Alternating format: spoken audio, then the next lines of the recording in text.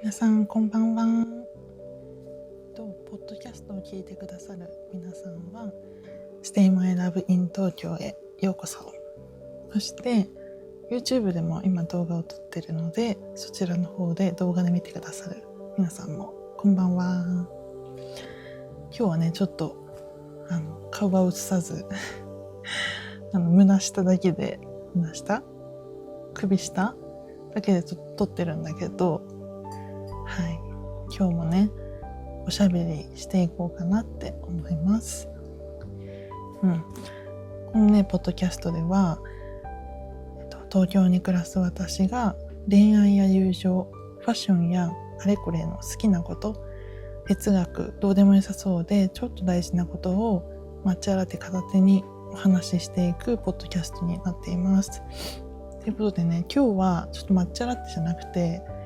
紅茶をいただいております。今日のねトークテーマは、自分を大切にしてから人生が始まるっていう話をしていこうと思ってます。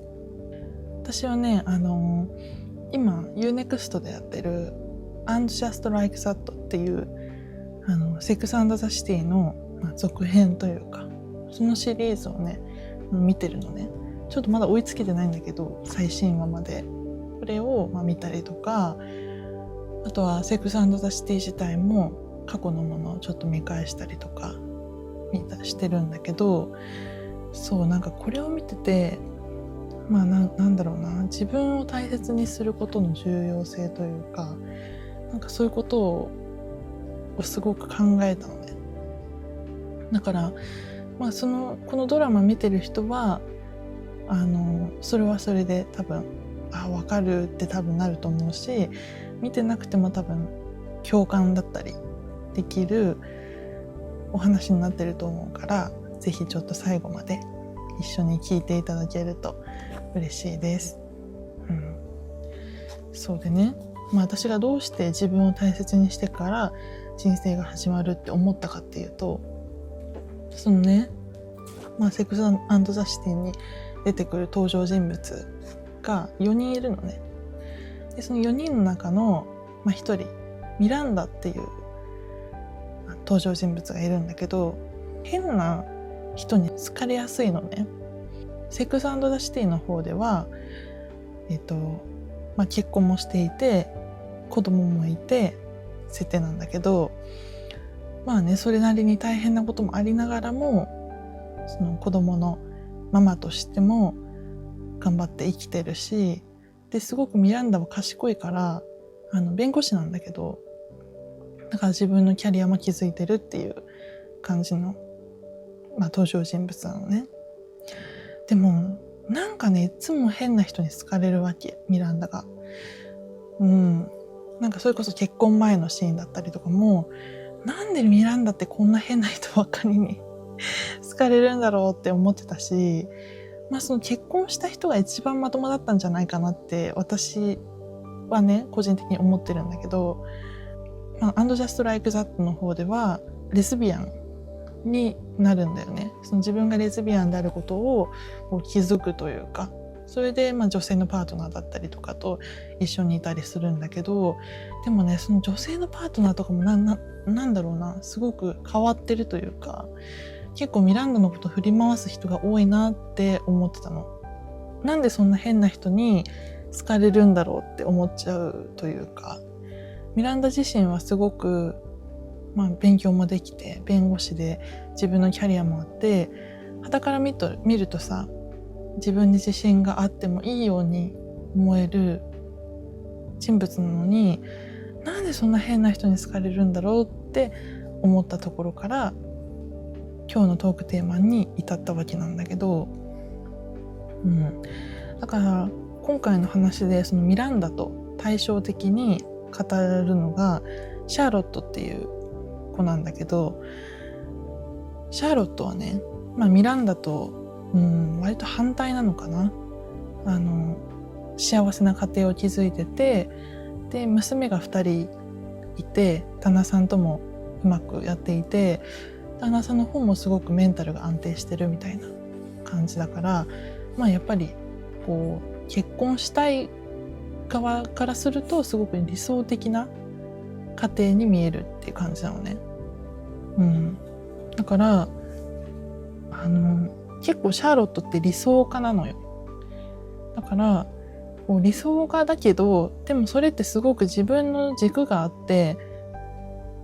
だからこそそういう幸せをつかんでるのかなってすごく思ったのね。でいろいろね、私はそれで考えたんだけど、ミランダの恋愛だったり人間関係って、他のね登場人物に比べてすごく混乱してる感じがするのね。で、それでどうしてそうやって混乱してるかっていうのを考えたんだけど、まず自分に厳しすぎる完璧主義なんだけど、ミランダってその弁護士であるっていうことがあるから、キャリア志向で優秀なのに、恋愛面になるとなんかね、自分なんてっていう感じで自虐だったり自己評価の低さがすごく目立つわけ。そう、相手がちょっとおかしい言動とかしてもちょっと受け入れてしまうっていうところがあったりするのね。あとは自分のことを愛されにくいっていう風にどこか思ってる節があるの。だから相手に合わせたり、相手の価値観に巻き込まれやすいっていうのもあるし、無意識のうちに自分を振り回すような相手を選んでしまうっていうのがあるなって思ったのね、ミランダに対して。あとは、自己防衛の裏返しというか、ミランダって結構サバサバしてて、そのね、他の登場人物とかにも、皮肉なこと言ったりとかねするんだけど、それってなんだかんだその傷つきたくないっていう自分の心の裏返しというか、傷つきたくないからこそ恋愛だったりとかそういう面で相性の良さとか自分の居心地の良さっていうよりかは、なんか自分を試すような関係性を無意識のうちに選んじゃうのかなって思ったの。あとはなんだろうな、And Just Like That のそのミランダのパートナーの女性だったりとか、関係をする女性との関係性とかもそうなんだけど、ミランダは結構常に自分の生き方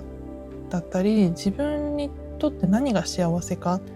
ていうのを模索してるんだよね。だから安定だったり安心っていうよりかは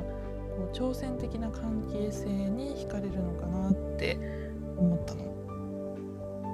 だから自分自身は常に探してる状態なんだろうなっていう感じだね。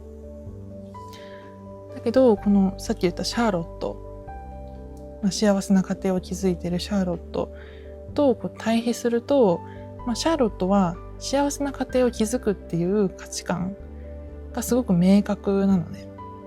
ミランダは自分にとっての幸せとは何かっていうのをまだ模索してるのに対して、シャーロットはもうずっと若い時から自分にとっての幸せが何かっていうのを分かってた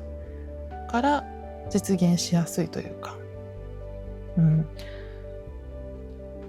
その幸せ、自分にとっての幸せを分かってるからこそそれを掴みやすいなっていうふうに思ったのね。だからこそ多分シャーロットは今娘が2人いて旦那さんともうまくやっててっていうのを実際に手に入れてる状態、その中ではいろいろありつつもその幸せは手に入れられている状態だと思うし、今ある幸せを幸せと思えてる状態だと思うのね。だからミランダが頭で考えすぎで迷子になりがちなのに対してシャーロットは自分の幸せに忠実であるなっていうふうに思ったの。だから私は最初ミランダって自己肯定感が低いから変な人だったりとかが寄ってくるのかなって思ってたんだけど、っていうよりかは自己肯定感が低いっていうよりかは自分の幸せの形をまだ自分で理解できてないっ自分で確信できてないっていうのがこう不安定な恋愛につながっちゃう原因なのかなって思ったのね。だけど、私はどっちかっていうとそのミランダを見ててミランダみたいになりたくないなって思ったのね。でもよくよく考えてみると現代って結構ミランダに共感する女性って多いんじゃないかなって思ったの。だから昔に比べて、女性の幸せイコール結婚して家庭を持つっていう一択だけのものじゃないじゃん今は。選択の幅が広がって、自由にはなってはいるよね。だからその結婚だけじゃなくてさ、自分のキャリアだったり恋愛だったりライフスタイルとかもう選択の幅が広がってるわけよ。自由になってるんだけど、でも自由って結構難しくない？自由ってすごく責任が伴うなってめっちゃ思うのね。自由っていいかもしれないけど、選べる自由って悩む自由でもあるなってすごく思うのね。だからキャリアも築いてるし恋愛もしてるし、だけど何が満たされなくて自分が本当に求めてるものがわからないっていうのってすごく現代女性がこうぶち当たるものというか、そこに直面する女性も多いのかなって思ったのね。だからシャーロットは理想像に忠実に生きるタイプなのよ。だから私もそれになりたいなって思いつつも、やっぱりこれまでミランダみたいになりたくないって思ってたし、セックス&ザ・シティだったり、&ジャスト・ライク・ザットになってからよりそう思ったというか、ミランダみたいになりたくないなって思ったし、なんでミランダってこんな変な人に好かれるんだろうってちょっとイライラしながら見てたりもしてたんだよね。でもそれってこう自分もミランダと重なるところがあるからなのかなって思ったりもしたの。私も結婚したい気もするし、でも自分に結婚ってできるのかなって思っちゃうこともあるの。